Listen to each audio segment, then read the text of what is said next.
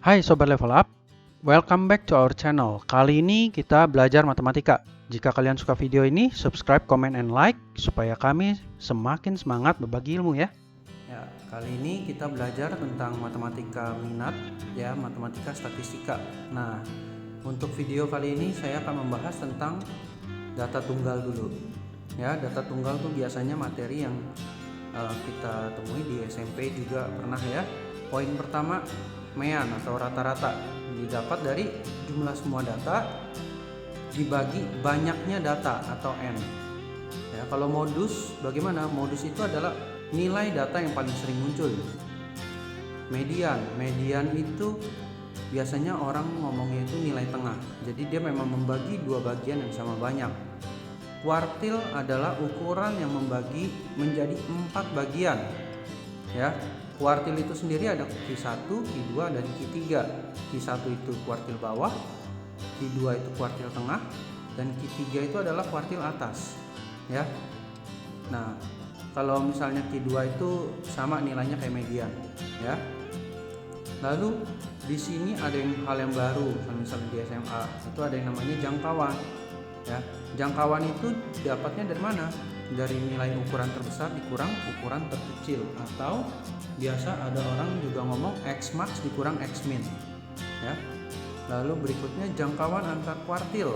Nah, itu didapat dari Q3 min Q1. Q3 itu yang ini, Q1 itu yang ini ya. Lalu ada lagi jangkauan semi kuartil ya.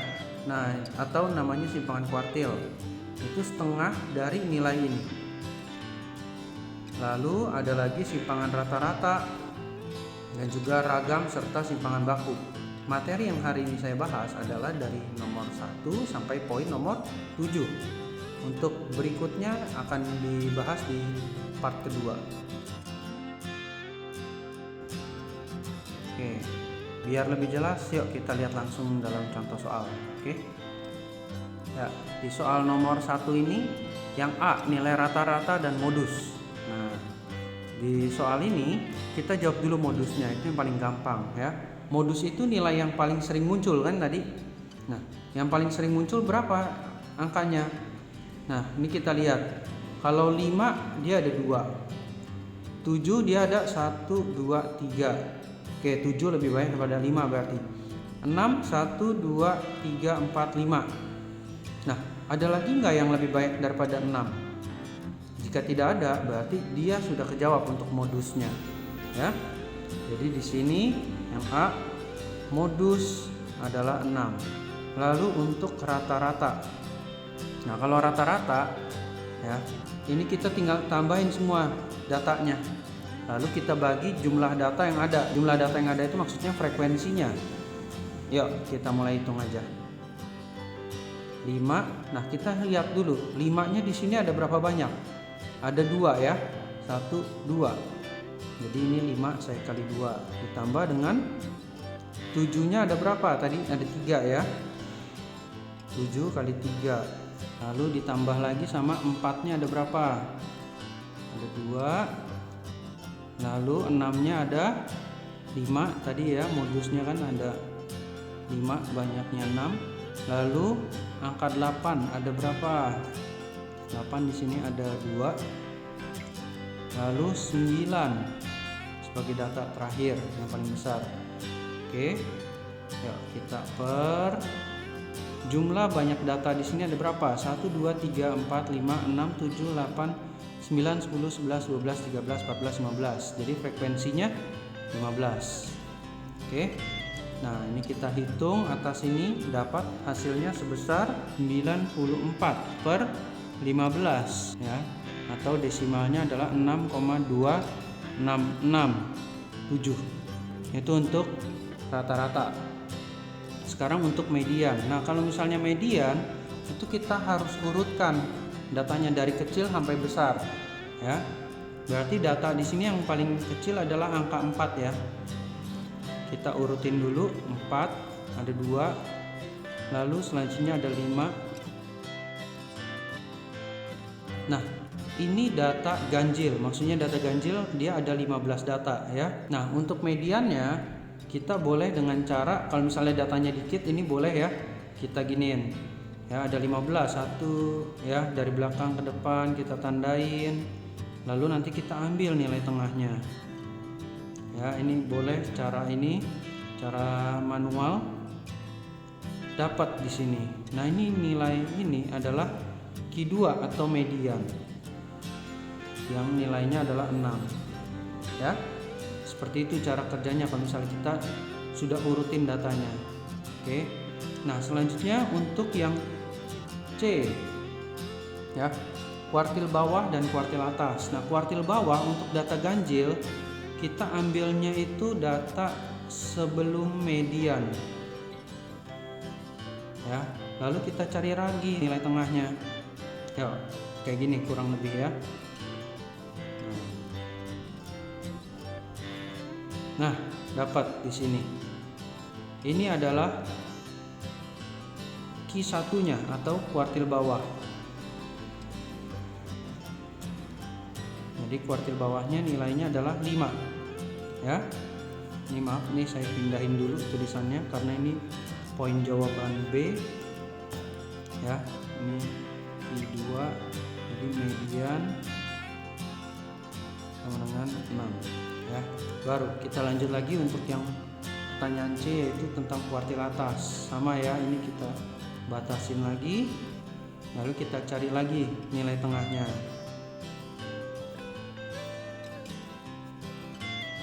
Dapat di sini. Ya, ini adalah Q3-nya atau kuartil atas. Yaitu 7. Sekarang kita lanjutkan pertanyaan mengenai jangkauan antar kuartil dan simpangan kuartilnya.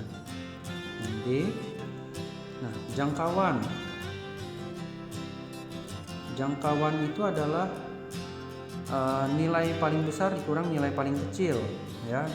X max dikurang X min. Jadi di sini nilai paling besarnya 9, nilai paling kecilnya adalah 4. Nih 9, ini 4, ya. 9 dikurang 4. Jadi dapat jangkauannya 5. Lalu jangkauan antar kuartil.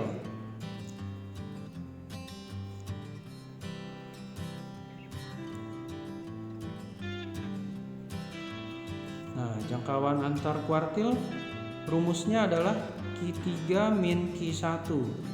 Jadi di sini kita dapat 7 dikurang 5, ya, atau nilainya 2.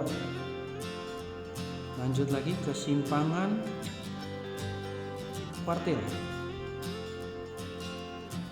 Nah, simpangan kuartilnya bagaimana?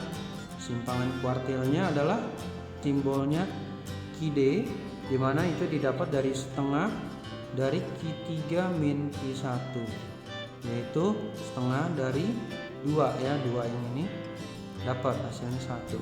Ya, di soal nomor 2 ini, ya, pada data ini tentukan median kuartil bawah dan kuartil atasnya. Nah, yuk kita urutin lagi ya. Langkah pertama cari median atau kuartil itu memang kita urutkan. Ya, data ini adalah data 1, 2, 3, 4, 5, 6, 7, 8. Berarti data genap ya, ada 8. Ya, sekarang kita cari lagi mediannya.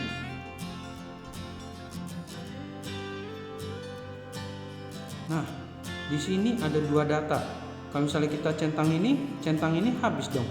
Ya, berarti mediannya itu ada di sini. Oke, ini adalah Q2. Di mana didapat dari 13 tambah 13 per 2 sama dengan di sini berarti 13 ya. Oke. Lanjut lagi kita cari kuartil bawahnya atau Q1-nya. Nah, kalau data genap itu kita ambil sebagian mediannya. Kayak gitu caranya. Jadi beda sama cara yang ganjil ya tadi ya. Yuk, kita tandain lagi.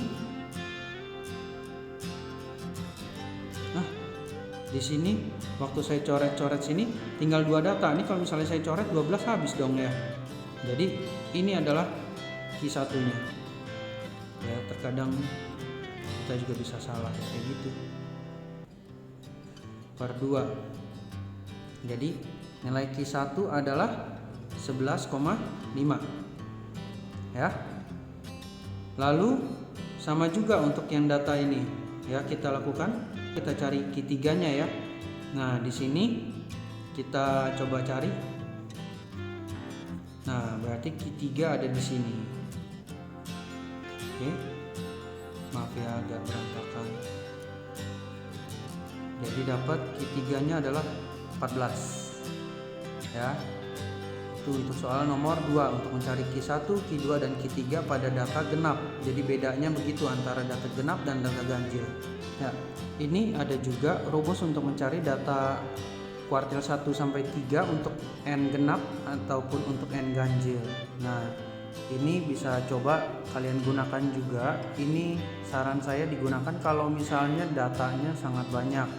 Data tunggal yang cukup banyak, maksudnya data tunggalnya mungkin di atas 20, di atas 25. Nah, pakailah cara ini, jadi lebih bisa membantu kalian. Oke, ya di nomor 3 ini rata-rata berat dari 5 anak adalah 52 kilo.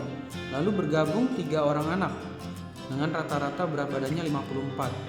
Berapakah rata-rata berat dari seluruh anak tersebut? Nah, kalau misalnya kayak gini data ini diberikan, ya ini ya nomor 3.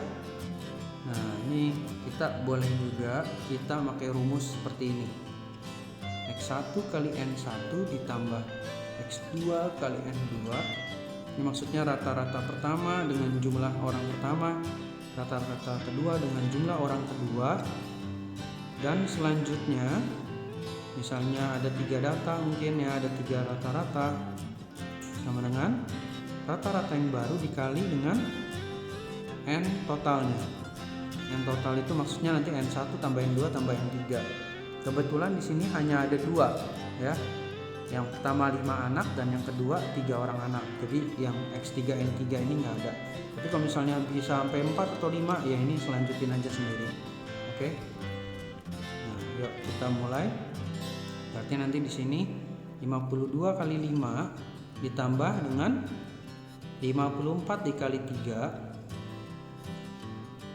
sama dengan rata-rata seluruhnya, berarti rata-rata akhir dikali N total. N totalnya berarti di sini 5 tambah 3 anak. Ya. Dapat di sini 260 ditambah dengan 162. Ya. Jadi ini saya tulis di sini aja. Ini ada 2 sama 2, 3 jadi 4 sama dengan 8X atau 8 mean. Nah, meannya jadinya 422 per 8 atau sebesar 52,75.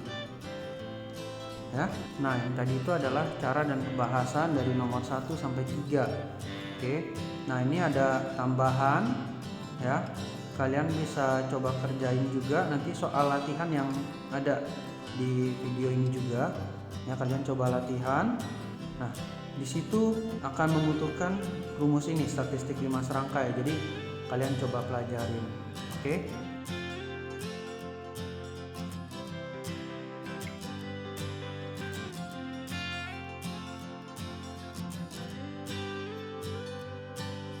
Ya, sekian materi kali ini. Semoga kalian bisa mengerjakan dan juga belajar dengan baik serta memahami untuk semua soal yang diberikan oleh guru sekolah kalian.